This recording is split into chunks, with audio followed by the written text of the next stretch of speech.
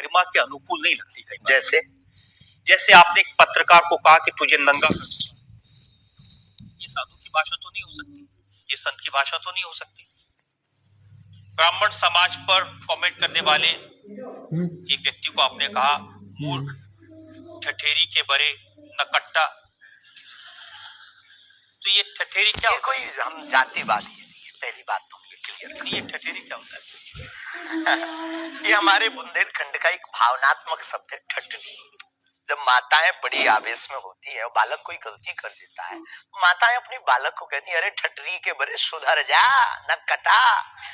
तो हम बहुत गांव के भोले भाले अनपढ़ गवार आदमी है, अंगूठा छाप है, ठीक से पढ़ाई की नहीं, तो गवार आदमी है। तो जो माँ की हमारी जो परंपरा है, जो पारिवारिक बोलचाल है, उस पारिवारिक बोलचाल में अगर कोई साधु के ऊपर टिप्पणी उठाएगा, रामचरितमानस पर टिप्पणी उठाएगा या भगवान पर टिप्पणी उठाएगा, तो स्वभावश सनातनी हिंदू होने के नाते वो लहजा निकल जाता है और सठे साठ्यम समाचरे।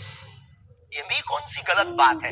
अगर कोई भगवान को गाली बके और हम उसको श्रीमान जी कहें, स्वामी जी कहें, भगवान कहें, तो हमें तो नहीं लगता कि वो बिनय न मानत जलत जड़ गए 3 दिन बीत और बोले राम सकोप तब भय बिन हो ये न।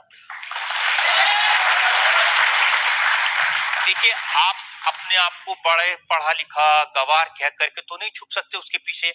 आपने उनसे कहा कि तू मुझे मिल जा, मैं तुझे मसल दूंगा। बहुत अच्छा, हाँ, ये हमने कहा क्योंकि उन्होंने कथावाचकों को पाखंडी कहा था, जिस विषय पर आपने ये टिप्पणी किया। उन्होंने कथावाचक, हमने कहा कथावाचक हो सकते पाखंडी, पर पर्टिकुलर नाम लीजिए, सब नहीं हो सकते। इस भारत में जगतगुरु स्वामी रामभद्राचार्य भी है, मुरारी बापू भी कथाव्यास है, पूज्यपाद श्री मलुक पीठाधीश्वर भी कथाव्यास है, उनमें एक दास भी है। ये महापुरुषों पे आज तक कोई इल्जाम नहीं है, और इन महापुरुषों पर इल्जाम नहीं है तो सब कथा का। भाई एक पत्रकार गलत हो सकता, सब नहीं हो सकता।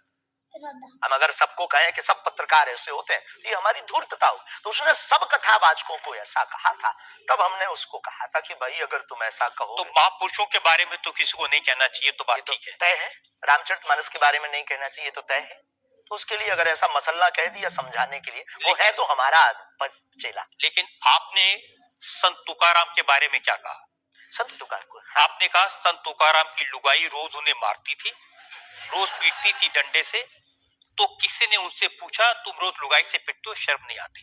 इसमें बोलचाल की भाषा में थोड़ा सा वो हुआ। हमने एक कथा पढ़ी थी एक पुस्तक में, उसमें लिखा था कि उनकी पत्नी झगड़ालू, बड़ी ईर्षालु थी, बड़ी विचित्र थी, और वो संत तुकाराम जी को एक बार गन्ने के लिए भेजती, गन्ना वो एक लेकर शाम को आते तो वो उनके शरीर पर प्रहार कर देती, एक गन्ने के 2 टुकड़े हो जाते। पर तुकाराम बहुत अद्भुत महापुरुष थे, उन्होंने कहा देख तू कितनी ज्ञानवान है, पहले गन्ना एक था, हम लोग 2 थे, तूने मेरे शरीर पर प्रहार करके गन्ने के 2 टुकड़े कर दिया, अब एक तू चूस एक मैं।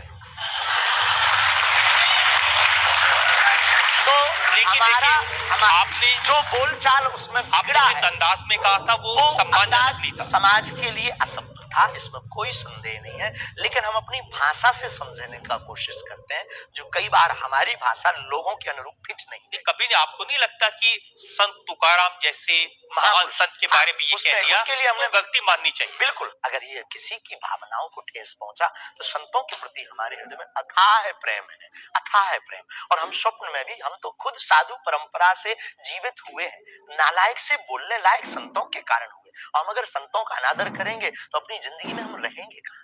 तो हम तो विनम्रता पूर्वक अगर किसी को ठेस पहुंचा तो हमें नहीं लगता कि हमारे द्वारा उनको ऐसा कहा, लेकिन अगर किसी को ठेस पहुंचा और शब्द ऐसा मुंह से फिसल गया तो अब मैं एक और उदाहरण आपको बता दूं। अच्छा किया कि आपने क्षमा प्रार्थना की, करना ही चाहिए साधु संतों के बारे में, अगर गलती से मुंह से कुछ निकल जाए, बहक करके अगर हो जाता। आप बात कर रहे थे साईं बाबा के बारे में, और आपने कहा कि हमने सुना वो चांद मियां निकले। हाँ सुना। आपने कहा कि कई बार लगता है कि 33 कोटि क्या कब पड़ गए, और समझदार के लिए इशारा काफी है। जिन साईं बाबा को करोड़ों लोग मानते हैं, करोड़ों की श्रद्धा उनमें है, उन्हें भगवान मानते हैं, उनकी पूजा करते हैं, उनके मंदिरों में लाखों लोग जाते हैं, उनके बारे में इस तरह की भाषा? बात ये थी, प्रश्न ये था, क्या साईं बाबा हिंदू है या मुसलमान? हमने कहा हम तो उस वक्त थे नहीं भाई साहब, अगर होते तो देखते टोपी पहनते थे कि माला।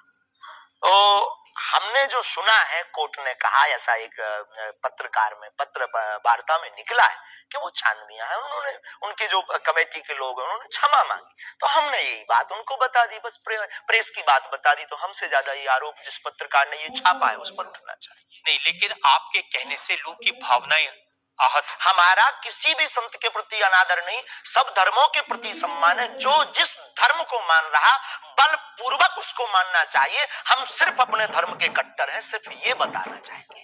तो साईं बाबा का सम्मान करते हैं आप? बेझिझक संत के नाते, संत के नाते बेझिझक हमें बाबा साईं बाबा से क्या आपत्ति है, क्या विपत्ति है? हमें अपने आप से आपत्ति नहीं है, हम किसी साधु से कैसे आपत्ति हो सकती? क्योंकि जिस सनातन धर्म की आप बात करते हैं वो वसुदेव सबसे पहले तो संयम, धैर्य, भाषा पर नियंत्रण, ये सब। लेकिन कब तक धैर्य, कब तक संयम? राम की यात्रा पर कब तक पत्थर सहेंगे? पालघर के संतों को बर्बरता के साथ मारा जाता है, कब तक सहेंगे? रामचरितमानस की प्रतियां जलाई जाती हैं, कब तक सहेंगे? संतों को पाखंडी इस देश में बताया जाता है, कब तक धैर्य और संयम रखें? एक दिन भगवान का भी धैर्य खो गया था और उन्होंने भी बाण मार करके समुद्र को सुखा दिया था और रावण का दमन कर दिया था। हम कब तक धैर्य, ये भोले भाले लोग, ये भोले भाले सनातनी कब तक ये धैर्य सहेंगे? और एक बात हम आपकी अदालत में बोल देते हैं, सनातन के लिए अगर हमारे प्राण जाते हो और अगर लोगों की दृष्टि में हम असंयमित हैं तो ये हमें बने रहने दीजिए। देखिए, सनातन धर्म के बारे में आप अच्छी बातें कही, किसी को आपत्ति नहीं है, लेकिन अभी जो आप इतनी जोर जोर से कह रहे थे कब तक बर्दाश्त करें, कब तक बर्दाश्त करें, तो कौन आपको बर्दाश्त करने को कह रहा है? जो ये प्रतियां जला रहे हैं, जो संतों को मार रहे हैं, जो सनातन के खिलाफ झूठा प्रचार कर रहे हैं, जो संतों के खिलाफ और सनातन की संस्कृति को छिन्न भिन्न करने के लिए मूवी बना रहे हैं। जब आप ऐसी बातें कहते हैं ना, तो असदुद्दीन ओवैसी जैसे लोगों को ये कहने का मौका मिलता है कि इन लोगों को